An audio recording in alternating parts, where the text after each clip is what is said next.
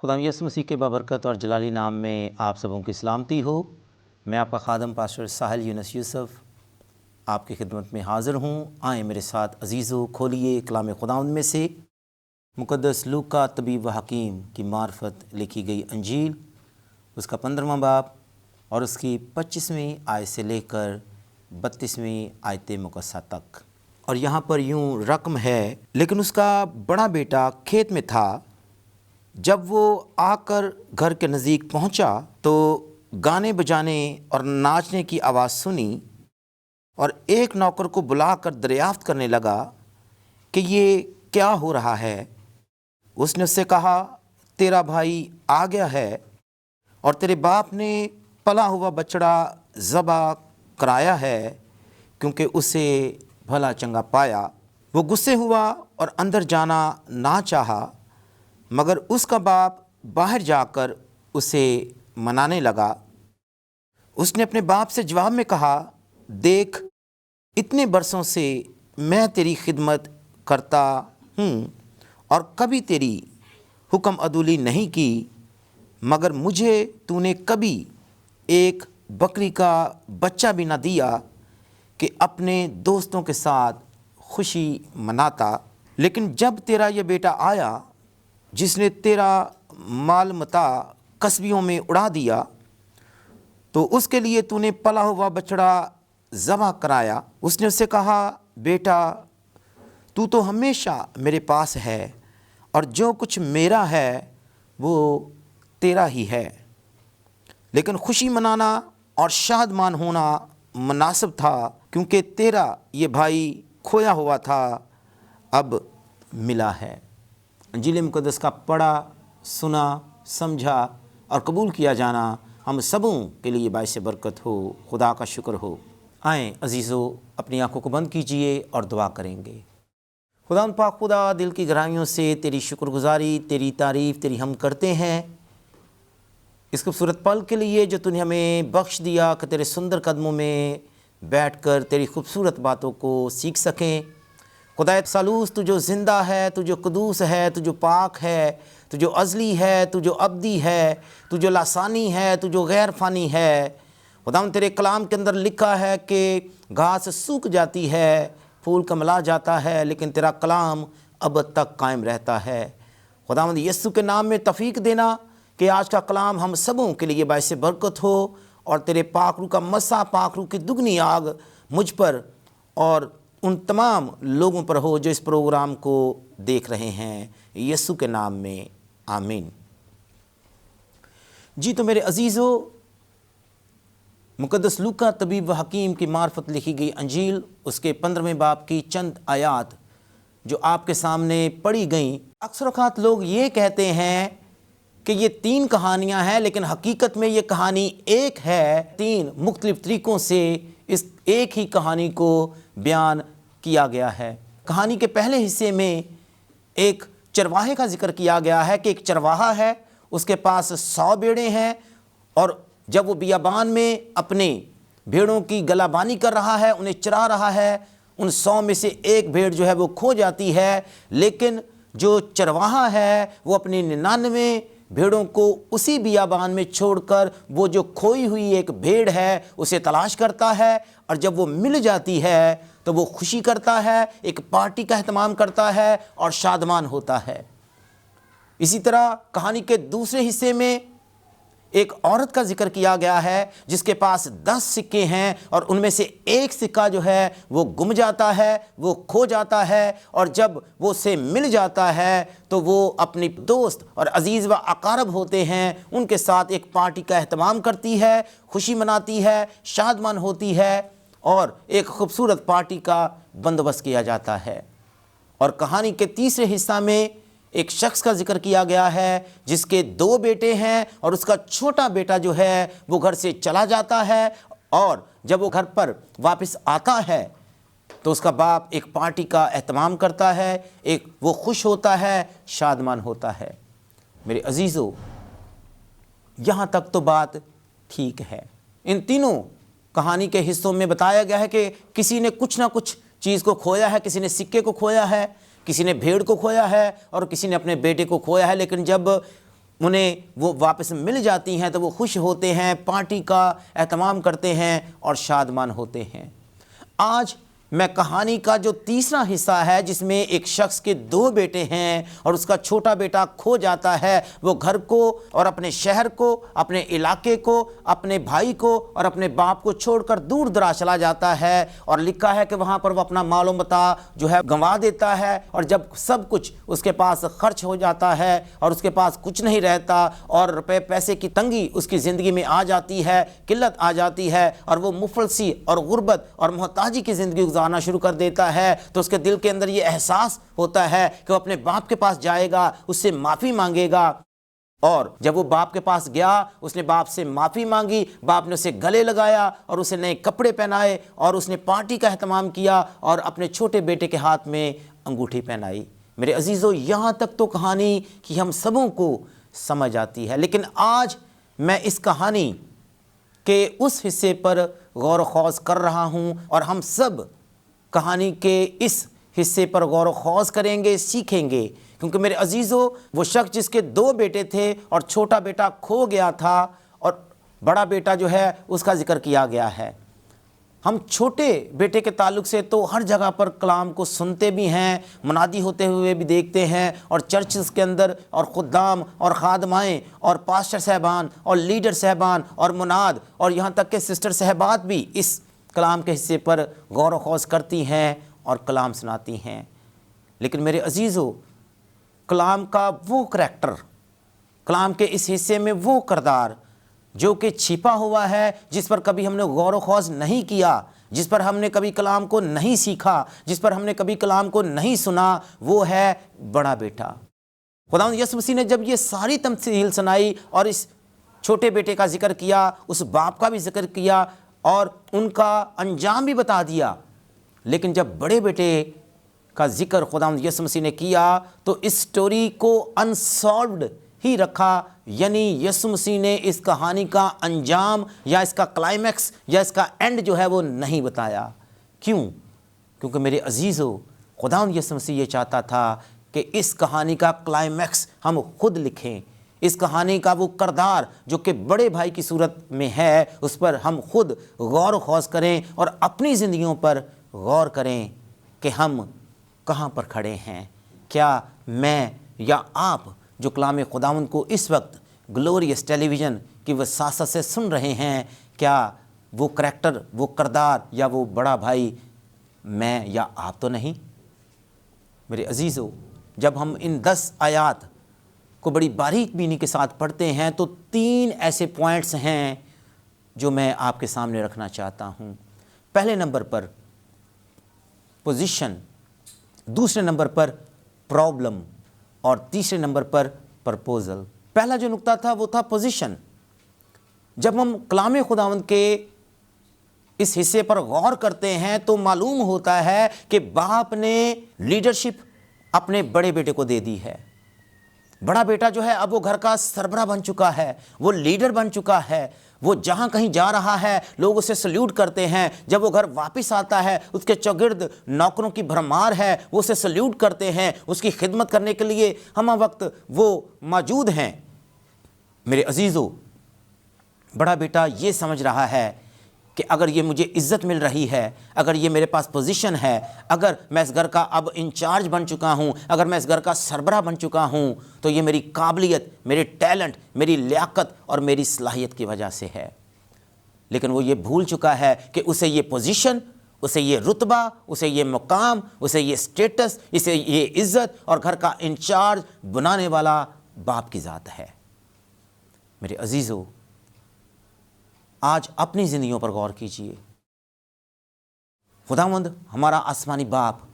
اس نے ہمیں بڑا ٹیلنٹ دیا ہے، بڑی صلاحیت دی ہے، بڑی لیاقت دی ہے، بڑی قابلیت دی ہے، لیکن اس وجہ سے نہیں کہ ہم بڑے عاقل ہیں، اس وجہ سے نہیں کہ ہم بڑے ذہین ہیں، اس وجہ سے نہیں کہ ہم بڑے عالم ہیں، اس وجہ سے نہیں کہ ہم زور آور ہیں، اس وجہ سے نہیں کہ ہم بڑے طاقتور ہیں، اس وجہ سے نہیں کہ ہم بڑے امیر کبیر ہیں، بلکہ جتنی بھی صلاحیتیں، جتنی بھی لیاقتیں اور جتنا بھی ٹیلنٹ ہمارے پاس ہے، یہ باپ کی طرف سے ہمیں دیا گیا ہے، ہمیں بخشا گیا ہے۔ یہ اس کا فضل ہے کہ باپ نے ہمیں یہ تمام برکتیں اور نعمتیں دی ہیں۔ ہمیں اس کی شکر گزاری کرنی چاہیے، یہ نہیں کہ ہم یہ خیال کریں کہ یہ ٹیلنٹ اور یہ لیاقت اور یہ صلاحیت اور یہ امارت، یہ دولت، یہ عزت، یہ شہرت، یہ سب ہم نے اپنے علم سے یا اپنے زور بازو سے کمائی ہے۔ یہ خداوند آسمانی باپ کا فضل ہے، ہمارے آسمانی باپ کا ہم پر یہ رحم ہے، ہمارے آسمانی باپ کی یہ ہمارے ساتھ بھلائی ہے اور مہربانی اور نیکی ہے کہ اس نے ہمارے ٹیلنٹ کی وجہ سے نہیں، بلکہ اپنی پیار، اپنی محبت، اپنی چاہت اور اپنی پاک مرضی سے اور خوشی کے ساتھ رحم کرتے ہوئے یہ مفت میں چیزیں ہمیں دی ہیں، اور ہمیں اس نے ان تمام برکتوں، نعمتوں کا مختار بنا دیا ہے، ہمیں اس نے ان کا ہیڈ بنا دیا ہے، انچارج بنا دیا ہے، سربراہ بنا دیا ہے۔ لیکن یہ ہماری طرف سے کمائی ہوئی نہیں ہے، بلکہ باپ کی طرف سے دی ہوئی ہیں۔ اس کہانی میں بیٹے کو بھی جو اختیار ملا ہے، جو عزت ملی ہے، جو شہرت ملی ہے، جو اسے رسپیکٹ ملی ہے، یا اس کے چوکر جو نوکر چاکر ہیں، وہ تمام کے تمام باپ کی طرف سے اسے دیے گئے ہیں، بخشے گئے ہیں۔ یہ اس کا اپنا زور بازو یا اختیار نہیں ہے، یہ اس کی اپنا ٹیلنٹ، اس کا علم یا اس کی حکمت، اس کی دانائی، اس کی عقل، اس کا فہم نہیں ہے، بلکہ باپ کی طرف سے دی ہوئی یہ ساری چیزیں، اختیار، پوزیشن، رتبہ، مقام اور سٹیٹس ہے۔ تو پہلا نقطہ تھا پوزیشن۔ دوسرا نقطہ ہے پرابلم۔ میرے عزیزو، کلام خداوند کے حصے میں لکھا ہے کہ جب چھوٹا بیٹا جو کہ اپنے مال و متاع کو قصبیوں میں اڑا چکا تھا، جب ہم پہلی آیات کا مطالعہ کرتے ہیں، بڑی باریک بینی کے ساتھ انہیں پڑھتے ہیں، غور کرتے ہیں، تو معلوم ہوتا ہے کہ باپ کے دو بیٹے ہیں۔ چھوٹا بیٹا جو ہے وہ باپ سے نالاں ہے، باپ سے ناراض ہے، باپ سے خفا ہے، وہ باپ سے لڑتا جھگڑتا رہتا ہے، اور اس نے کہا ہے کہ اے باپ، میں نہیں جانتا کہ تو نے کب مرنا ہے، کیونکہ تیرے مرنے کے بعد ہی تیری جائیداد کا بٹوارا ہوگا، وہ حصہ جو میری طرف آتا ہے مجھے ملے گا۔ میں اس بات کے لیے انتظار نہیں کر سکتا، میرے لیے ابھی تو جیتے جی مر چکا ہے، اس لیے جو کچھ میرے حصے میں آتا ہے وہ تو مجھے دے دے۔ میرے عزیزو، اس باپ کی زندگی پر غور کیجئے جس کا بیٹا اسے جیتے جی مرا ہوا ڈکلیئر کر رہا ہے، اعلان کر رہا ہے۔ کلام خداوند میں لکھا ہے کہ باپ نے اپنے بیٹے کا حصہ اپنے بیٹے کو دے دیا۔ رواج یہ تھا کہ جب باپ مر جاتا اس کے بعد گھر کی جائیداد کا، روپے پیسے کا، چیزوں کا بٹوارا ہوتا، لیکن اس شخص کے بیٹے نے جیتے جی ہی اپنے باپ کو مار دیا، اور جو کچھ باپ نے اسے مال و متاع اس کے حصے کا آتا تھا، جو جائیداد آتی تھی اسے دی، وہ سب کچھ بیچ کر دور دراز اپنے باپ سے، اپنے شہر سے اور اپنے بھائی سے چلا جاتا ہے، اور وہاں جا کر قصبیوں میں اپنا مال و متاع اڑا دیتا ہے۔ جب وہ سب کچھ خرچ کر بیٹھتا ہے، اس کے پاس کچھ نہیں بچتا، جب وہ محتاجی کی، غربت کی اور مفلسی کی زندگی بسر کر رہا ہوتا ہے، اسے خیال آتا ہے، لکھا ہے کہ وہ سور چرانے والوں کی نوکری پر لگ جاتا ہے، وہ اس منصب پر لگ جاتا ہے جہاں پر اسے سور چرانے پڑتے ہیں، اور جب وہ سوروں کو چارہ ڈال رہا ہوتا ہے اور سور کھا رہے ہوتے ہیں، وہ ان سوروں کی خوراک کو چھیننے کی کوشش کرتا ہے تاکہ وہ ان سے لے اور کھائے، لیکن سور اتنے چلاک ہیں، اتنے ہوشیار ہیں کہ وہ بھی اپنا چارہ، اپنی خوراک اسے نہیں دیتے۔ اس کے اندر یہ احساس پیدا ہوتا ہے کہ ہاں، میرے باپ کے گھر تو بہت سے نوکر ہیں، لیکن وہ بڑی خوشی کی، شادمانی کی اور آرام کی زندگی بسر کرتے ہیں، لیکن میں یہاں پر مفلسی، تنگی اور غربت کی زندگی بسر کر رہا ہوں، میں پورا پیٹ بھر کر کھانا بھی نہیں کھاتا۔ وہ اپنے اندر یہ تہیہ کرتا ہے کہ میں اپنے باپ کے پاس جاؤں گا اور اپنے باپ سے معافی مانگوں گا۔ لکھا ہے جب وہ باپ کے پاس جاتا ہے تو باپ خوشی کا اظہار کرتا ہے، باپ اپنے بیٹے کو گلے لگاتا ہے۔ میرے عزیزو، ہمارا آسمانی باپ بھی ایسا ہی ہے، اور یہاں پر وہ شخص جس کے 2 بیٹے تھے، اس شخص کو خدا باپ کی تصویر کے طور پر اس کہانی میں پیش کیا گیا ہے کہ آسمانی باپ جو ہے وہ ہمیشہ معاف کرتا ہے، اور جب کوئی کسی بھی عمر کے حصہ میں کیوں نہ ہو، جب وہ گناہوں سے توبہ کرتا ہے، اپنے ہونٹوں سے اقرار کرتا ہے اور باپ سے رحم کی اپیل کرتا ہے، باپ سے کہتا ہے کہ اے باپ، میں گناہگار ہوں، میں نے تیرے خلاف گناہ کیا ہے، میں نے تیرا گناہ کیا ہے، تو باپ اپنے بچوں کو گلے لگاتا ہے۔ میرے عزیزو، خدا محبت ہے، یہ اس کی صفت ہے۔ اگر خدا کے اندر محبت نہ ہو تو وہ خدا نہیں ہے، وہ ظالم ہے۔ خدا فارسی زبان کا لفظ ہے، خدا یعنی جو خود اپنے لوگوں میں آ جاتا ہے۔ کبھی وہ الہی ظہور کی صورت میں آ جاتا ہے، کبھی وہ مجسم کی صورت میں اپنے لوگوں کے بیچ میں آ جاتا ہے، کبھی وہ پاک روح کے وسیلہ سے اپنے لوگوں کے بیچ میں آ جاتا ہے، کیونکہ خدا محبت ہے، اور محبت قربانی کا نام ہے، اور پہلا کرنتھیوں 13واں باب سارے کے سارا محبت سے تعلق رکھتا ہے۔ اور پہلا کرنتھیوں 13واں باب 13ویں آیت کے اندر لکھا ہے کہ الغرض ایمان، امید، محبت تینوں دائمی ہیں، لیکن ان میں افضل محبت ہے۔ محبت دینے کا نام ہے، محبت برداشت کرنے کا نام ہے، اور محبت معاف کرنے کا نام ہے۔ میرے عزیزو، خدا باپ محبت ہے، اور وہ معاف کرتا ہے، وہ قربانی دیتا ہے، اور وہ ہمیشہ دیتا ہے۔ میرے عزیزو، خدا باپ ہمیشہ لوگوں کو معاف کرتا ہے۔ ساری دنیا میں جتنے بھی لوگ ہیں وہ تمام کے تمام اس کے بیٹے اور بیٹیاں ہیں۔ جو کوئی اس سے اپنی زبان سے اقرار کرتے ہوئے کہتا ہے کہ اے باپ، میں نے تیرے خلاف اور تیرا گناہ کیا ہے، تو وہ معاف کرتا ہے۔ لکھا ہے کہ وہ باپ جس شخص کے 2 بیٹے تھے، جب چھوٹا بیٹا آیا اس نے بیٹے کو گلے لگایا، اس نے اسے معاف کر دیا، اس نے ایک پارٹی کا اہتمام کیا، ایک خوبصورت پروگرام کا اس نے اہتمام کیا، اس نے لوگوں کو بلایا، رشتہ داروں کو بلایا، عزیز و اقارب کو بلایا کہ دیکھو میرا بیٹا آ گیا، یہ کھو گیا تھا، اب مجھے ملا ہے، یہ واپس آ گیا ہے۔ وہ بڑا خوش ہے۔ لیکن میرے عزیزو، یہاں پر ہمیں بڑے بیٹے کے کردار کے متعلق نظر آتا ہے کہ بڑا بیٹا جو کہ یہ ظاہر کر رہا تھا کہ وہ بڑا پیار کرنے والا ہے، وہ باپ کا بڑا فرما بردار ہے، وہ باپ کی بڑی عزت کرتا ہے، وہ باپ سے بڑا پیار کرتا ہے، وہ باپ کے ساتھ رہتا ہے، رفاقت میں رہتا ہے، اور باپ کا اس کی زندگی میں بڑا اثر ہے۔ لیکن اس کہانی کے اس حصہ میں جب خداوند یسوع مسیح نے اس کہانی کو انسالوڈ رکھا تو ہم اس نتیجے پر پہنچتے ہیں کہ حقیقت میں جو بڑا بیٹا تھا وہ خود غرض تھا، وہ مطلب پرست تھا، وہ لالچی تھا، وہ گریڈی تھا۔ میرے عزیزو، ایک ہی گھر میں رہتے ہوئے وہ اپنے چھوٹے بھائی کو اپنے باپ کے ساتھ بدتمیزی کرتے ہوئے دیکھتا تھا۔ اگر وہ چاہتا تو چھوٹے بھائی کو سمجھا سکتا تھا کہ بھائی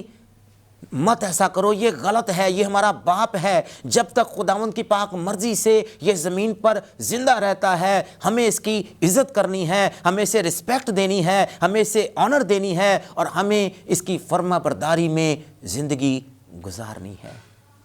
لیکن میرے عزیزو، اس نے کبھی ایسا نہیں کیا۔ چھوٹا بیٹا باپ کے ساتھ لڑتا جھگڑتا رہتا، لیکن وہ خود غرضوں کی طرح سب کچھ دیکھتا رہتا، کیونکہ وہ خود کو تو لیڈر سمجھ رہا تھا، لیکن میرے عزیزو وہ حقیقت میں لیڈر نہیں تھا، وہ خود غرض شخص تھا۔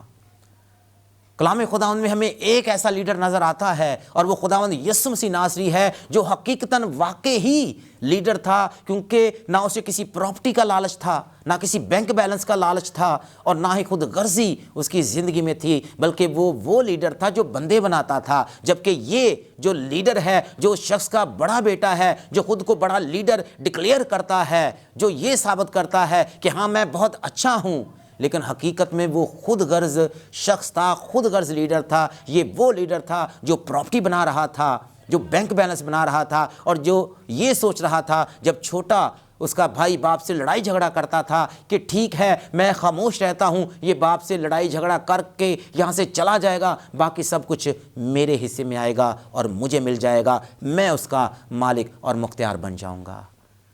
میرے عزیزو، یہی وہ پرابلم تھی۔ چھوٹا بیٹا جو ہے وہ گھر سے باہر کھویا ہوا تھا، لیکن بڑا بیٹا جو باپ کی فیلوشپ میں تھا، جو باپ کے ساتھ رہتا تھا، جو باپ کی رفاقت میں رہتا تھا، یہ گھر میں ہی کھو گیا تھا۔ آج کتنے ایسے لوگ ہیں جو چرچ کے اندر آتے ہیں، جو چرچ کے اندر خدمت بھی کرتے ہیں، جو اپنے آپ کو لیڈر بھی کہتے ہیں، لیکن وہ لیڈر نہیں ہیں جن کے اندر محبت ہو، کیونکہ جو خدا کی فیلوشپ میں ہوتے ہیں، خدا کی رفاقت میں ہوتے ہیں، ان کے اندر محبت کا ہونا لازم ہے، اور محبت پھل ہے۔ میرے عزیز و خداوند یسوع مسیح کہتا ہے کہ اگر تم ایک دوسرے سے محبت رکھو گے تبھی دنیا کے لوگ جانیں گے کہ تم میرے شاگرد ہو۔ میرے عزیزو، یہ بڑا بیٹا وہ شخص تھا، نہ وہ اچھا لیڈر تھا اور نہ ہی یسوع مسیح کا اچھا شاگرد تھا۔ آج بتھیرے ہم میں سے ایسے لوگ ہیں جو چرچز کے اندر خدمت سر انجام دے رہے ہیں۔ وہ پادری صاحب بھی ہو سکتے ہیں، وہ کوئی اور لیڈر بھی ہو سکتا ہے، وہ مبشر بھی ہو سکتا ہے، وہ خدمت کرنے والا خادم بھی ہو سکتا ہے، وہ صفائی کرنے والا بھی بہن یا بھائی ہو سکتا ہے، وہ پانی پلانے والی بہن یا بھائی بھی ہو سکتا ہے، وہ ایلڈر صاحبان بھی ہو سکتے ہیں، وہ فادر صاحبان بھی ہو سکتے ہیں، وہ بشپ صاحبان بھی ہو سکتے ہیں، اور وہ مناد اور سسٹر صاحبات بھی ہو سکتی ہیں۔ الغرض کوئی بھی شخص جو چرچ کے اندر رہتا ہے اور وہ اپنے آپ کو لیڈر کہتا ہے، اگر اس کے اندر محبت نہیں ہے تو میرے عزیزو وہ خدا کی حضوری میں رہ کر بھی کھویا ہوا ہے۔ بڑا بیٹا باپ کے ساتھ رہتے ہوئے اندر ہی کھویا ہوا تھا، چھوٹا بیٹا گھر سے باہر کھویا تھا، لیکن بڑا بیٹا گھر کے اندر کھویا ہوا تھا۔ میرے عزیزو، لکھا ہے کہ جب وہ گھر کے قریب آیا اسے ڈی جے کی آواز آئی۔ اس نے نوکر کو بلوایا، اس سے پوچھا کہ ہمارے گھر میں یہ کیا پروگرام ہو رہا ہے؟ نوکر نے بتایا کہ تیرا بھائی جو کھو گیا تھا وہ آ گیا ہے۔ لیکن لکھا ہے کہ جب اسے یہ معلوم ہوا وہ غصے میں آ گیا۔ میرے عزیزو، غصے میں آنا فطرتی بات ہے۔ کلام خداوند کے اندر لکھا ہے غصہ کر گناہ نہ کر۔ میرے عزیزو، جب انسان غصے میں آتا ہے تو وہ فیصلے کر جاتا ہے جس کا خمیازہ اسے ساری زندگی بھگتنا پڑتا ہے، اور کبھی کبھی خاندانوں کو، فیملیز کو بھی بھگتنا پڑتا ہے۔ جب یہ شخص غصے میں آیا، اس نے 3 کام غلط کیے۔ پہلے نمبر پر اس نے اپنے باپ کی بے عزتی گھر سے باہر کرنا شروع کر دی۔ دوسرے نمبر پر اس نے اپنے رشتے کو بھلا دیا۔ وہ اپنے بھائی کے ساتھ اس کا جو رشتہ ہے بھائی کا اسے بھول گیا۔ اس نے کہا کہ تیرا یہ بیٹا، اس نے یہ نہیں کہا کہ میرا یہ بھائی، تیرا یہ بیٹا، اور یہ سب کچھ غصے کی وجہ سے ہوا۔ اور تیسری بات کہ غصے میں انسان سب کچھ بھول جاتا ہے اور وہ ہمیشہ غلط کام کرتا ہے، اور اس نے بھی ایسا ہی کیا۔ تو میرے عزیزو، اس شخص کی پرابلم یہ تھی کہ وہ باہر سے تو اچھا نظر آ رہا تھا، لیکن حقیقتاً اندر سے وہ لالچی، گریڈی، خود غرض، مطلب پرست شخص تھا، جسے کہ پراپرٹی کا اور روپے پیسے کا لالچ تھا، مال و متاع کا لالچ تھا۔ پہلا نقطہ تھا پوزیشن، دوسرا نقطہ تھا پرابلم، اور تیسرا اور آخری نقطہ پرپوزل۔ لکھا ہے کہ جب باپ کو معلوم ہوا کہ میرا بڑا بیٹا جو ہے وہ باہر کھڑا ہے، وہ اندر نہیں آ رہا، اس پارٹی میں نہیں شامل ہو رہا، تو وہ باہر جاتا ہے اور بیٹے کو منانے کی کوشش کرتا ہے۔ میرے عزیزو، سیکھنے والی بات یہ ہے کہ یہ وہ باپ ہے جو کہ چھوٹے بیٹے کو، جو کہ اپنا مال و متاع لے کر باپ کو برا بھلا کہہ کر اور سب کچھ جو ہے وہ اپنا لے کر دور دراز چلا گیا تھا، سب کچھ اپنا ختم کر کر خرچ کر کر جب کنگال ہو گیا، جب وہ فاقہ کشی کی حالت میں آ گیا، جب وہ تنگ دستی کی حالت میں آ گیا، جب مفلسی کی حالت میں آ گیا، محتاجی کی صورت میں آ گیا، باپ کے پاس آتا ہے، اور باپ کی محبت جو ہے وہ بے لوث ہے، انکنڈیشنل ہے، انکنڈیشنل لو باپ اپنے بیٹوں سے کرتا ہے۔ آسمانی باپ کا بھی یہی حال ہے کہ آسمانی باپ اپنی بیٹوں سے، بیٹیوں سے، جو تمام دنیا میں پھیلے ہوئے ہیں، کیونکہ دنیا میں جتنے بھی لوگ ہیں، خواہ ان کا کسی بھی مذہب کے ساتھ، فرقے کے ساتھ، نسل کے ساتھ یا کسی بھی قوم کے ساتھ تعلق کیوں نہ ہو، تمام کی تمام دنیا کے لوگ ہیں وہ آسمانی باپ کے بیٹے اور بیٹیاں ہیں۔ اور خداوند آسمانی باپ ان سبوں سے انکنڈیشنل لو کرتا ہے، بے لوث محبت کرتا ہے۔ لوگ اسے برا بھلا بھی کہتے ہیں، اسے نہیں بھی مانتے، وہ غیر معبودوں کی پرستش کرتے ہیں، پوجا کرتے ہیں، سجدہ کرتے ہیں، وہ ڈھیریوں پر جاتے ہیں اور بہت کچھ غلط کام کرتے ہیں، لیکن جب وہ آسمانی باپ سے معافی مانگتے ہیں، آسمانی باپ انہیں معاف کرتا ہے، انہیں جتاتا نہیں، طنز نہیں کرتا اور کبھی کسی قسم کی شرط نہیں لگاتا کہ آئندہ کے بعد تم نے یہ کام کیا تو تمہیں یہ سزا ملے گی۔ ہاللیلویہ، یہ ہے ہمارا آسمانی باپ۔ اس باپ میں ہمیں خدا باپ کی تصویر نظر آ رہی ہے، اور یہ باپ بھی ایسا ہی ہے جس نے چھوٹے بیٹے کو معاف کر دیا، جس نے گھر کے اندر باپ کو لان تان کیا تھا، لڑائی جھگڑا کیا تھا۔ چھوٹے بیٹے نے تو گھر کے اندر باپ کو ذلیل کیا تھا، لیکن اس کے باوجود اس نے بیٹے کو معاف کر دیا اور یہ تک نہیں کہا کہ تو نے کیا کیا، جو کچھ تو لے کر گیا تھا تو نے خرچ کر دیا، اب میں تیرے ساتھ یہ کروں گا، اگر تو نے میرے ساتھ رہنا ہے تو تو ایسا کرے گا، ایسا نہیں کرے گا۔ میرے عزیزو، اس باپ نے ایسا کچھ نہیں کیا ہے۔ آسمانی باپ بھی ایسا ہی ہے، اور آسمانی باپ کی تصویر ہمیں اس شخص میں نظر آ رہی ہے۔ بڑے بیٹے کے ساتھ بھی وہ محبت کرتا ہے، اسی لیے وہ بڑے بیٹے کے پاس بھی گیا ہے، بڑے بیٹے کو منانے کی کوشش کر رہا ہے، بار بار اسے یہ جتا رہا ہے کہ بیٹا تو میرے پاس ہی تھا۔ لیکن بڑا بیٹا گھر کے باہر اپنے باپ کو ذلیل کر رہا ہے، لان تان کر رہا ہے، لڑائی جھگڑا کر رہا ہے۔ جب چھوٹا بیٹا گھر کے اندر لڑتا تھا، باپ جانتا تھا یا بڑا بھائی جانتا تھا، لیکن بڑا بیٹا جب باپ کو ذلیل کر رہا ہے، لان تان کر رہا ہے اور برا بھلا کہہ رہا ہے اور لڑائی جھگڑا کر رہا ہے، تو دنیا کے لوگ بھی اس کے اس رویہ کو دیکھ رہے ہیں، لیکن اس کے باوجود باپ اسے دعوت دے رہا ہے کہ بیٹا تو بھی اندر آ اور میرے ساتھ خوشی کر، شادمان ہو اور اس پارٹی کو انجوائے کر، اس پارٹی کا تو بھی حصہ بن جا۔ میرے عزیزو، آسمانی باپ بھی ہمیشہ ہر کسی کو دعوت دیتا ہے، وہ اپنی بادشاہی میں ہر کسی کو شامل ہوتا ہوا دیکھنا چاہتا ہے، ہر کسی کو اپنی بادشاہی کا ممبر بنتا ہوا دیکھنا چاہتا ہے۔ جو کھوئے ہوئے ہیں انہیں بھی وہ چاہتا ہے کہ وہ اس کی بادشاہی کا حصہ بن جائیں، اور جو اس کے ساتھ ہیں انہیں بھی وہ چاہتا ہے کہ وہ بھی اس کا حصہ بن جائیں۔ وہ ایک بھی شخص کو، ایک بھی روح کو نہیں گنوانا چاہتا، اور وہ یہ چاہتا ہے کہ اس کے تمام بیٹے اور تمام بیٹیاں، خواہ وہ کھوئے ہوئے تھے یا کھوئے ہوئے ہیں، وہ واپس آ جائیں، کیونکہ وہ اپنے ہاتھوں کو پھیلائے ہوئے ان کا انتظار کر رہا ہے تاکہ کب اس کے بیٹے اور بیٹیاں آئیں اور اسے کہیں کہ اے باپ، ہم نے تیرے خلاف اور تیری مرضی کے خلاف گناہ کیا ہے، ہم نے اپنی ساری زندگی غلط کام کاج میں، ہم نے تمام برے کاموں میں اور دنیا کی عیش پرستی میں، دنیا کی روشنیوں میں اور رنگ رلیوں میں اور دنیا کے کام کاج میں اپنی ساری زندگی گزار دی، لیکن اب ہمیں احساس ہوا ہے اے باپ تو ہمیں معاف کر اور ہمیں گلے لگا۔ میرا ایمان ہے کہ ہمارا آسمانی باپ ہمیں گلے لگائے گا۔ میرے عزیزو، سوال یہ ہے کہ آج جو لوگ چرچ کے اندر آتے ہیں یا آج جو لوگ باپ کی فیلوشپ میں ہیں، اس کی رفاقت میں ہیں، کیا وہ تو نہیں کھوئے ہوئے؟ جو گھر سے باہر چلے گئے یا جو گھر سے باہر ہیں، وہ تو کھوئے ہوئے ہیں ہی، وہ تو دنیا داری میں مست ہیں، وہ تو دنیا داری میں کھو گئے ہیں، وہ تو دنیا داری کی روشنیوں میں غرق ہو گئے ہیں۔ لیکن جو گھر کے اندر ہیں، جو باپ کی فیلوشپ میں ہیں، جو باپ کے ساتھ رفاقت رکھتے ہیں، کیا کہیں وہ تو نہیں کھو گئے جس طرح کہ اس شخص کا بڑا بیٹا کھو گیا تھا؟ میرے عزیزو، سوال یہ ہے، ہمیں اپنی زندگیوں پر غور کرنے کی ضرورت ہے۔ کیا وہ بڑا بیٹا ساحل یونس تو نہیں؟